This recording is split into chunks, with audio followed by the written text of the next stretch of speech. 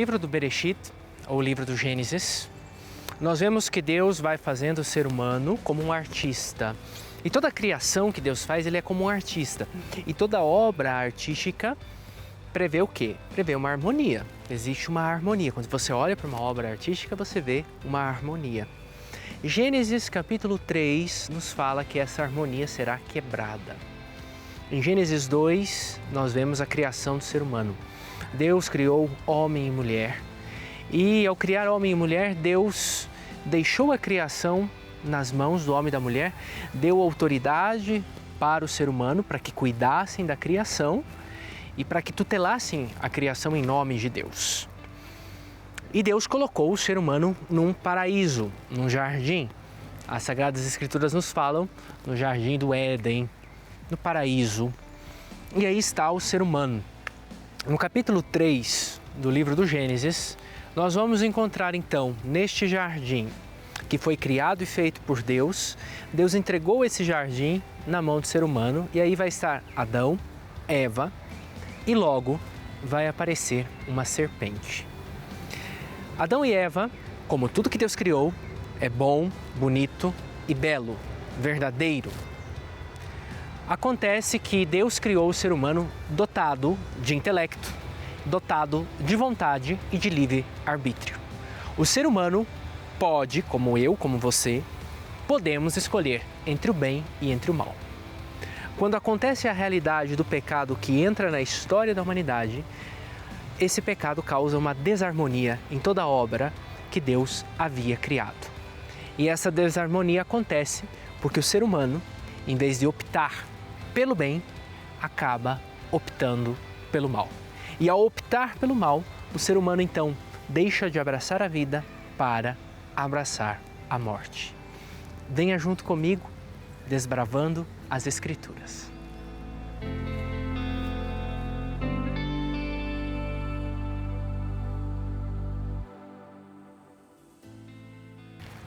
Quando nós entramos no livro do Gênesis, no capítulo 3, nós vamos encontrar algo interessante. 3 personagens que vão aparecer no capítulo 3 do livro do Gênesis. A serpente, Eva, Adão e um quarto personagem no finalzinho do capítulo, o próprio Deus vai aparecer. Nós vemos nos 2 primeiros capítulos anteriores, Deus criou tudo. Tudo que Deus fez é bom, mas aconteceu que Satanás, de alguma maneira, entrou no paraíso. E a serpente, que vai dizer São João, a antiga serpente que é homicida desde o começo, começou a seduzir Eva. Deus havia dito ao ser humano, havia dito a Adão e Eva, que podiam comer de todos os frutos. Veja bem, vocês podem comer de todos os frutos, menos do fruto do conhecimento, do bem e do mal. Até aí, tudo ok. O que aconteceu? Aconteceu que a serpente começou a dialogar com Eva. E Eva deu espaço e começou a conversar com a serpente.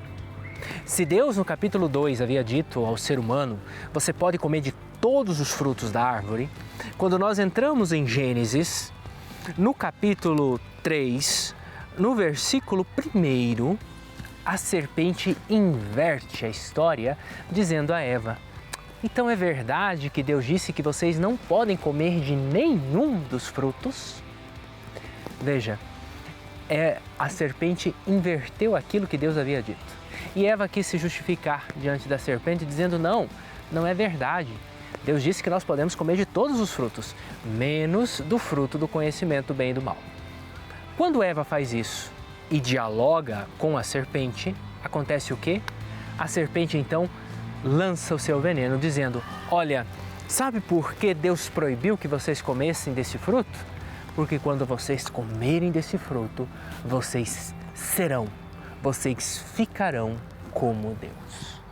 A tentação, no final das contas, que Eva está sofrendo, não é uma tentação de comer um simples fruto, mas a tentação aqui é: eu quero ser como Deus. E o que eu preciso fazer para ser como Deus? Transgredir a lei de Deus. Esse é o problema, é o orgulho do ser humano.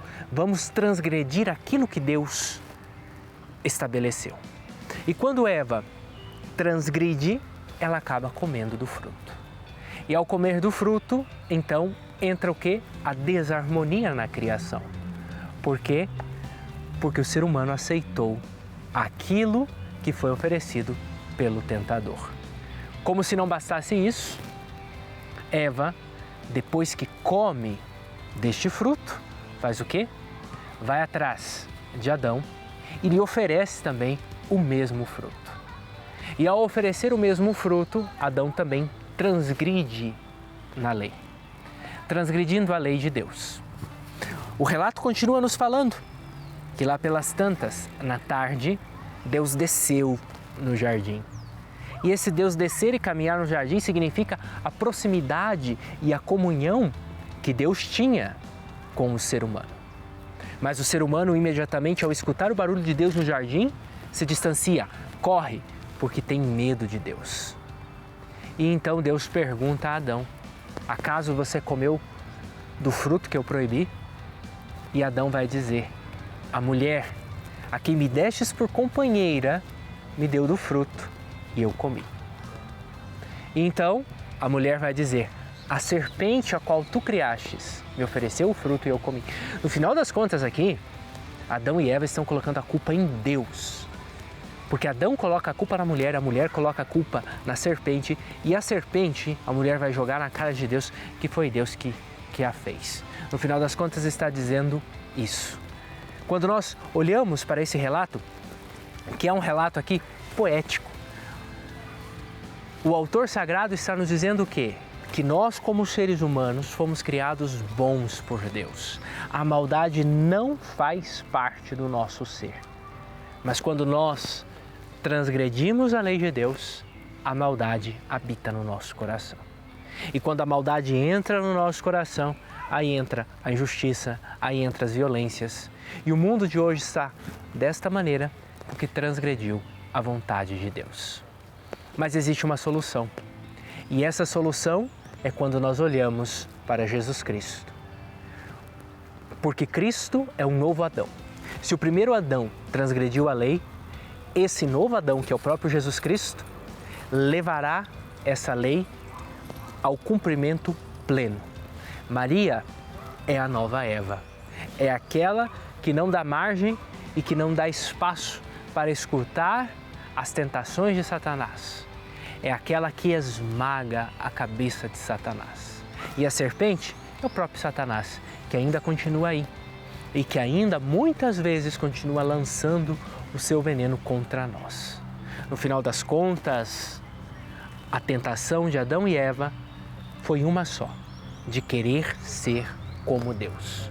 Por isso nós também temos que tomar cuidado, porque essa tentação sempre está em volta de nós. Sempre nós queremos ser como Deus. Quem de nós nunca disse: se eu fosse Deus, eu faria isso ou eu faria aquilo? Cuidado, é a mesma tentação que se apresentou no Éden. Na oração do Pai Nosso, na segunda parte, Jesus nos ensina a pedir a Deus que não nos deixe cair na tentação. Não evitar a tentação, mas que não nos deixe cair na tentação, porque a tentação é algo presente na nossa vida. Assim como Adão e Eva foram tentados pela serpente e acabaram sucumbindo, todos nós também somos tentados. E se não estamos em comunhão com Deus, nós acabamos sucumbindo. E aí a tentação acaba se tornando um fato e nós acabamos caindo na realidade do pecado, que são várias realidades presentes na nossa sociedade, realidades de morte. Mas você já se perguntou qual foi, afinal das contas, o fruto proibido? Será que foi uma maçã? Será que o fruto proibido foi uma jaca? Foi uma manga? Qual foi esse fruto? Nenhum. Por quê? Porque o autor de Gênesis está fazendo o quê? Uma poesia. E quando o autor do Gênesis faz uma poesia, ele não fala qual foi o fruto. Ele está dizendo o quê? Que ao final das contas Deus deu uma ordem a eles e Adão e Eva não obedeceram essa ordem. Coisa que acontece conosco direto. Deus nos dá seus mandamentos, Deus nos dá suas ordens e às vezes a gente acaba sucumbindo e não obedecendo. Mas a questão da maçã que ficou popularmente conhecida em todos os lados, inclusive grandes marcas hoje em dia também trazem uma maçã, os contos como a Branca de Neve tinha uma maçã. A maçã entrou dentro da tradição por um erro no momento em que estavam traduzindo a Bíblia. Malo, do latim, mal. Malum, do grego antigo, maçã. Quando o autor quis traduzir e dizer que era um fruto mau, ele acabou colocando malum, então se entendeu como se fosse o fruto da maçã. Então pode comer uma maçã tranquilamente, porque esse não é o fruto proibido, tá bom? Esse foi mais um Desbravando as Escrituras aqui na TV Evangelizar.